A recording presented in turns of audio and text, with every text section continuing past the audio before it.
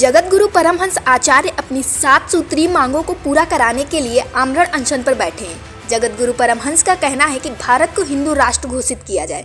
उन्होंने आमरण अनशन के लिए खुद को कमरे में कैद कर लिया है। साथ ही उन्होंने प्रशासन के ऊपर जबरन अनशन तुड़वाने की साजिश का आरोप लगाया है। जगतगुरु परमहंस आचार्य राम मंदिर के लिए अनशन करने के लिए चर्चा में आए थे। भारत को हिंदू राष्ट्र घोषित किए जाने के लिए आचार्य कई बार अनशन पर बैठ चुके हैं। उन्होंने जल समाधि लेने की भी घोषणा की थी। एक बार फिर जगतगुरु परमहंस आचार्य सुर्खियों में है। तपस्वी छावनी के पीठाधीश्वर जगतगुरु परमहंस आचार्य ने कहा कि भारत को संवैधानिक रूप से हिंदू राष्ट्र घोषित करने के लिए कई वर्षों से मैं प्रयास कर रहा हूं। मैंने आमरण अनशन और जल समाधि की घोषणा के बाद से 7 नवंबर 2023 तक का समय दिया था। आज प्रातः 4 बजे से आमरण अनशन शुरू किया है। उन्होंने बताया कि अनशन को लेकर प्रशासन दबाव बना रहा है। जगतगुरु ने कहा, जब तक भारत को हिंदू राष्ट्र घोषित नहीं किया जाता तब तक मैं अनशन करूंगा। आगे उन्होंने क्या कुछ कहा, आइए आपको सुनवाते हैं। अयोध्या से मैं विश्व हिंदू सिख महापरिषद का अंतर्राष्ट्रीय अध्यक्ष आचार्य पीठ तपस्वी छावनी पीठाधीश्वर जगतगुरु परमहंस आचार्य, आज 7 नवंबर है।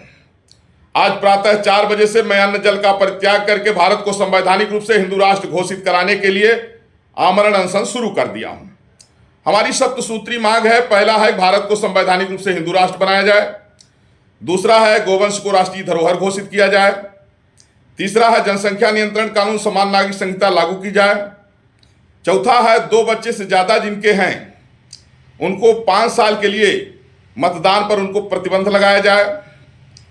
5वां है कि भारत को बेरोजगार मुक्त किया जाए या रोजगार या नौकरी सुनिश्चित की जाए हर व्यक्ति को। 6वां है जिन बच्चों के रिजल्ट 60% से ज्यादा आते हैं उनको 2000 रुपये पर मंथ सरस्वती सम्मान निधि के तहत दिया जाए।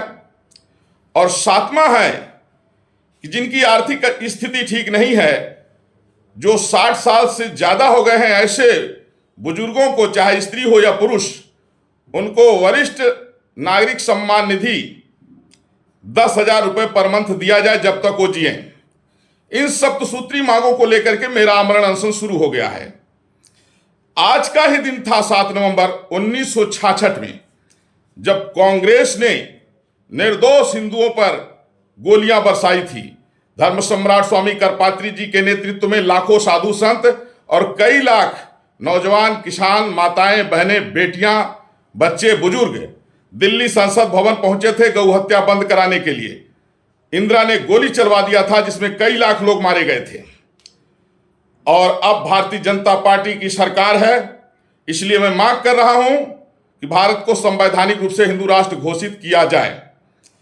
और मेरे समर्थन में 100 करोड़ हिंदू हैं, सभी हिंदूवादी संगठन हैं और देश के कोने कोने से जितने भी साधु संत धर्माचार्य हैं, सब हमारे समर्थन में अयोध्या पहुंच रहे हैं।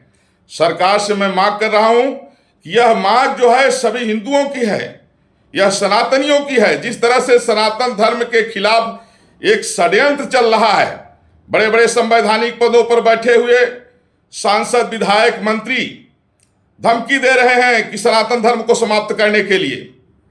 इसलिए अब जो सनातन की बात करेगा वही भारत में राज करेगा। आज से मेरा आमरण अनशन शुरू है और देश के कोने कोने से समर्थन में लोग पहुंच रहे हैं। जय श्री राम, भारत माता की जय, वंदे मातरम, हर हर महादेव, जय हिंदू राष्ट्र।